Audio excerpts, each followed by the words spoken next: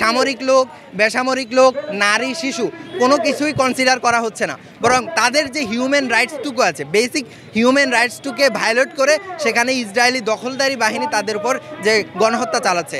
এবং আমরা দেখেছি বেশ কিছুদিন আগে থেকে সেখানে চিজফায়ার বা যুদ্ধবিরতি সেখানে কার্যকর ছিল, কিন্তু এই রমাদানের মধ্যেও আমরা দেখেছি এই বর্বর ইসরায়েলি দখলদারি বাহিনী যুদ্ধবিরতি চুক্তির তোয়াক্কা না করে আমাদের নিরীহ মুসলিম ভাই বোনদের উপর গণহত্যা চালাচ্ছে। এবং সেখানে প্রত্যক্ষভাবে আমেরিকার প্রেসিডেন্ট ডোনাল্ড ট্রাম্প সেখানে মদত দিচ্ছে, যেটি আসলেই যে মুখে গণতন্ত্রের ধ্বজাধারী আমেরিকার জন্য, একটি রাষ্ট্রের জন্য এটি খুবই লজ্জাজনক। আমরা এর তীব্র নিন্দা জানাচ্ছি।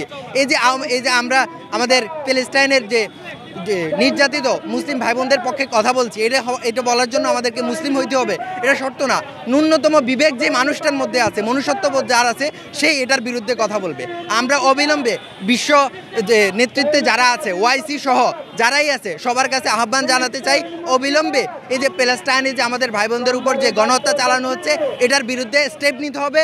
এই গণহত্যা বন্ধ করতে হবে।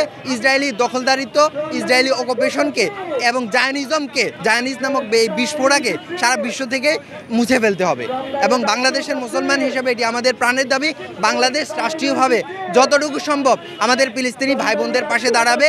এবং আমরা এদেশের সাধারণ জনগণ হিসেবে প্যালেস্টাইনের সাথে সব সময় সর্বদা আমরা সংহতি জানাবো এবং আমাদের পক্ষ থেকে যতটুকু করা সম্ভব আমাদের ফিলিস্তিনি ভাই বোনদের জন্য আমরা করব। এবং আমরা বিশেষ করে যারা এখনও বিভিন্ন কূটনৈতিক দোহাই দিয়ে আরব লিডার যারা আছে, যারা এখনও আমাদের প্যালেস্টাইনি ভাই বোনদের পক্ষে কথা বলছে না, যারা এখনও আমাদের প্যালেস্টাইনি ভাই বোনদেরকে নিয়ে, তাদেরকে সেভ করা নিয়ে, তাদের হিউম্যান রাইটসটাকে নিশ্চিত করা নিয়ে কোনো আলাপ দিচ্ছে না, আমরা তাদেরকে ঘৃণা এবং ধিক্কার জানাচ্ছি এবং অবিলম্বে দাবি জানাচ্ছি তারা যেন অবশ্যই প্যালেস্টাইনের পক্ষে দাঁড়ায় এবং তাদের যে ইমানি দায়িত্ব, মানবিক দায়িত্ব, সে দায়িত্ব পালনে যেন তারা সোচ্চার হয়। ধন্যবাদ।